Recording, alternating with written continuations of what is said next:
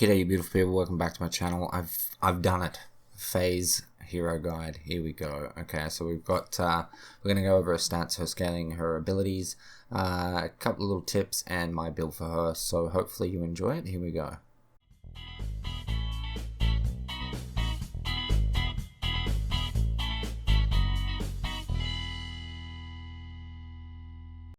Alright, Phase is a ranged growth intellect hero. She's a guardian controller, durable and elusive.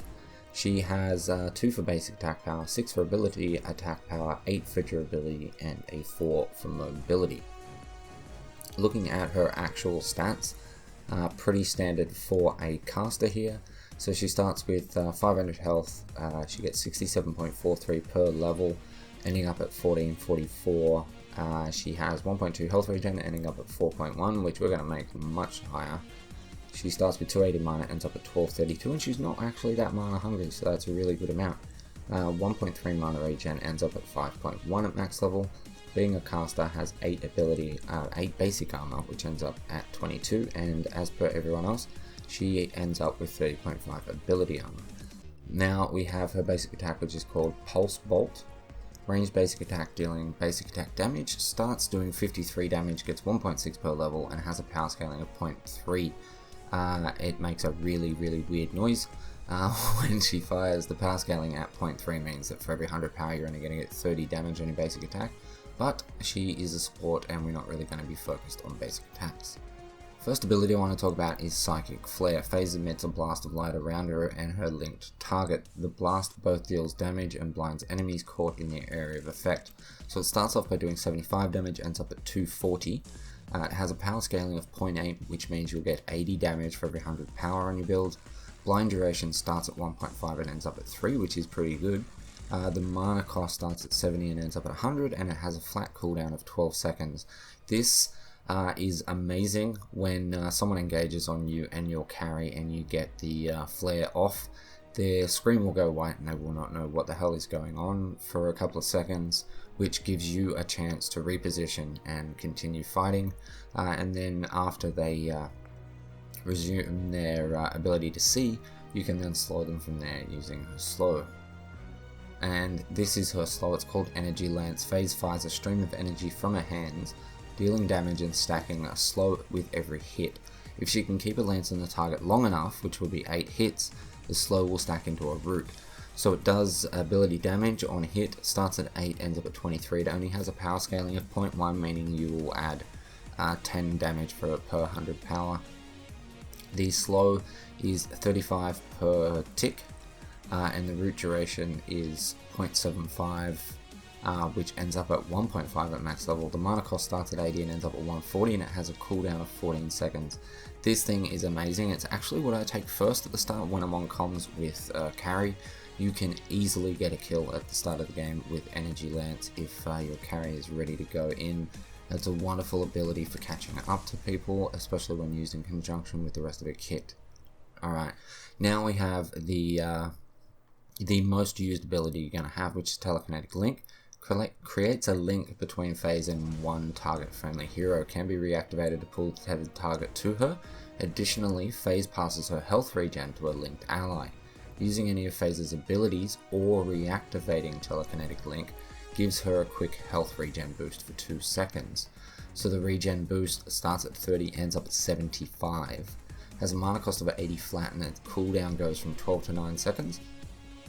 So in regards to using any of Phase's abilities or reactivating Telekinetic Link, that means that anytime you flip someone using this, you will give them a boost of 75 health regen as well, because every bit of health regen you have on your build and receive yourself goes to them and stacks on top of their health regen that they actually have.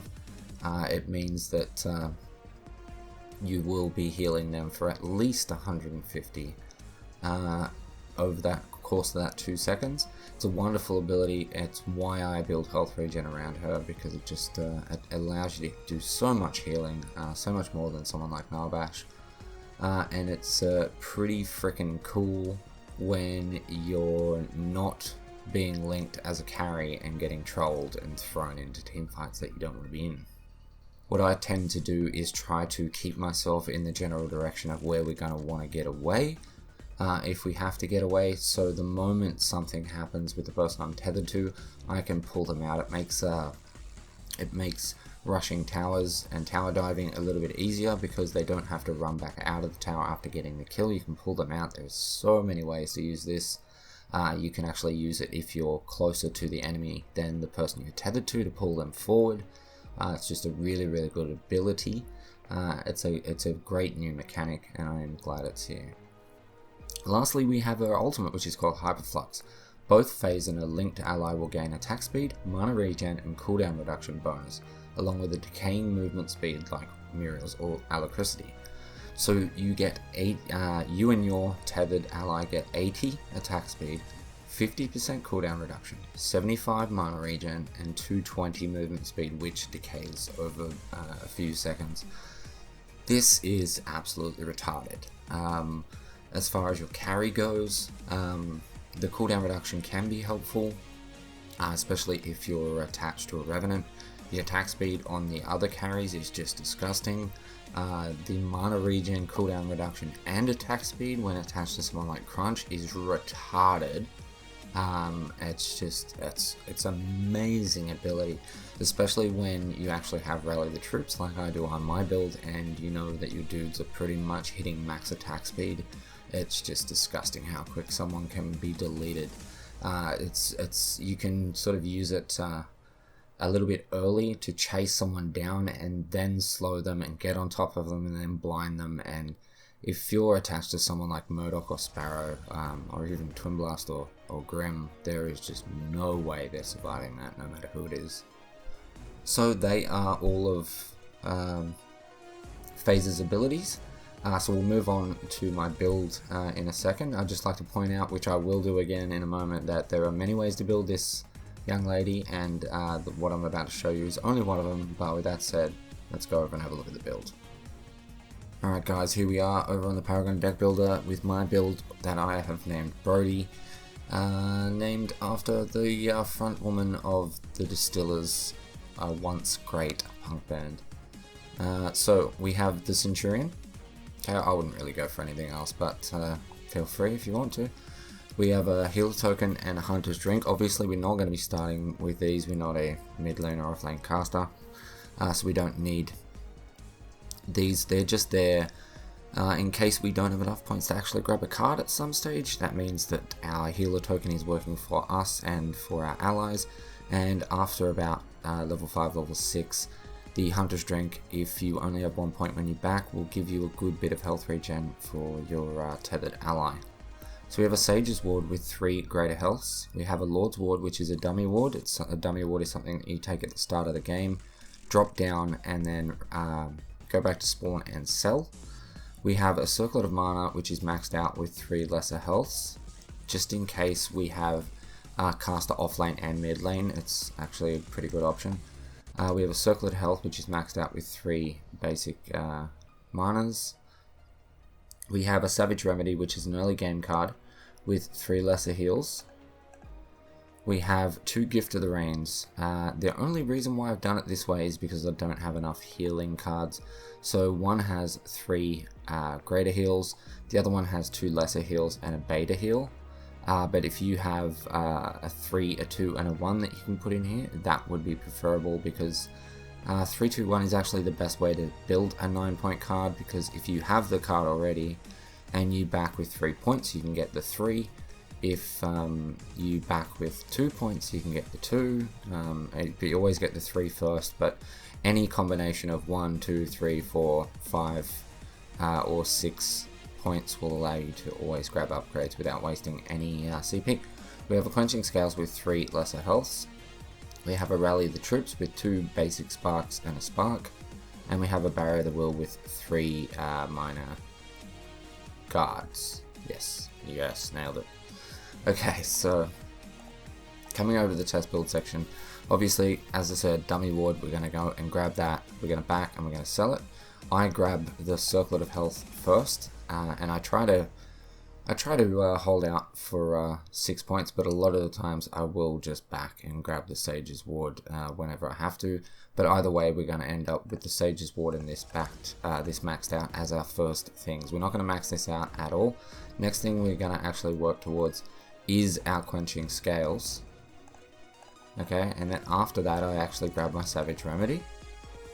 Okay, this is going to give us a good amount of health regen. It's going to put us to 12.4, which means that your carry is probably going to be sitting on about 3 themselves, so they should be on about 15 health regen. Okay, now from here, obviously if you do have 2 casters on the map, you grab this whenever you feel like you want to grab it. I wouldn't grab Rally the Troops for quite a while, and the only other option is Barrier the Will, but it's going to cost us quite a bit to actually fully upgrade it. So what we'll do is when we go to replace Savage Remedy, we'll get that. So actually, which I cannot do correctly, but I want it to go there. I want it to go wherever my Barrier of Will is, which is normally on this slot here. So unfortunately it won't allow me to do that, so I can't show you it that way. So it's a bit of a pain in the bum. The main issue is that you know, these things. So the only way, actually I can fix that, if we put these 2 on and then get the Circlet and the Savage Remedy, get rid of them. So this is probably the way I would actually have it and have them maxed out. So the next thing that I would get is my cheaper Gift of the Rains. Get that maxed out. We're then sitting on 25 health regen, meaning that you can regen at the very least 100 health every 4 seconds. Okay, we still have 1 slot left open. So, but from here I probably wouldn't grab the extra health regen. I would actually get rid of either Savage Remedy or Circlet of Health. So I'd probably actually get rid of Circlet of Health, which I would have actually preferred to be there if I was going to get rid of that. And then I would grab Barrier the Will. Okay, so now we have Quenching, we have 25 health regen, we have Barrier the Will, which is giving 7 basic armor and 4 ability armor to everyone because it's maxed out. We can also use it as a shield, and then on top of that we have the basic armor that's added by Quenching Scales. I don't really like Quenching Scales too much on this build. I'm only really grabbing it for the armor because I can heal in about like 7 seconds. I can heal more than Quenching Scales can per single target, so I can actually heal my team more than that twice over in the amount of time it takes for this to cool down.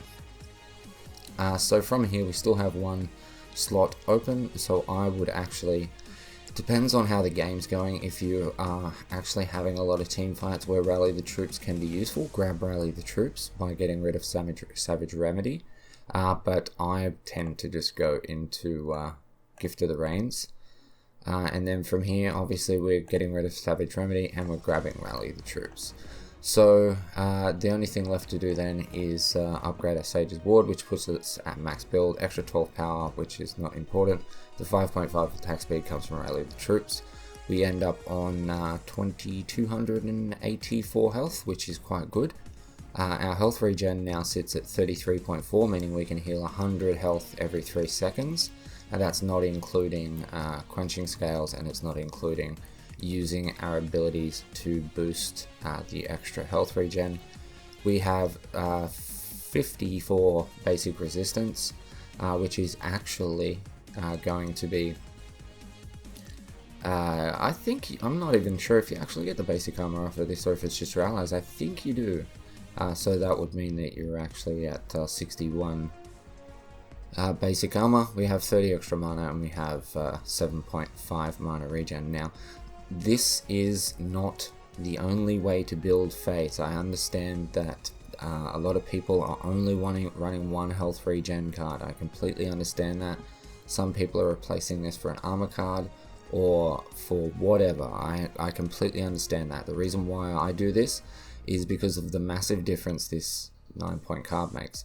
We're on 33.4 health regen. That means that without using any abilities or Quenching Scales, we can heal 100 health in 3 seconds. If we dump this, we're actually at 20.8. So that's 5 seconds to heal that 100. So this 9-point card equates to healing 100 health 2 seconds faster, which I actually think is worth it. So this is just one build that I have at the moment. I actually have another build that I'm finalizing, which we'll get into in another few days in an alternate build. But for now, this is the one I am running, and it works really well. I really enjoy it. The only thing that I would recommend in regards to this build, if you wanted to replace Quenching Scales with a that card, which I can't remember, and that not Catalyst. I always forget the name of this bad boy.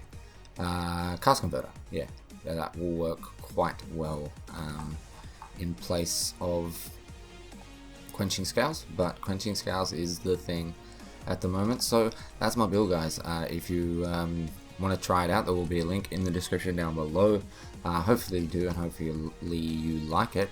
If you do, please smash the like button, leave me a comment, let me know what you think, and if you have any suggestions on making this build even better, feel free to do so. Just remember that this is just one of many builds you can run, so it is not wrong and you are not wrong, guys.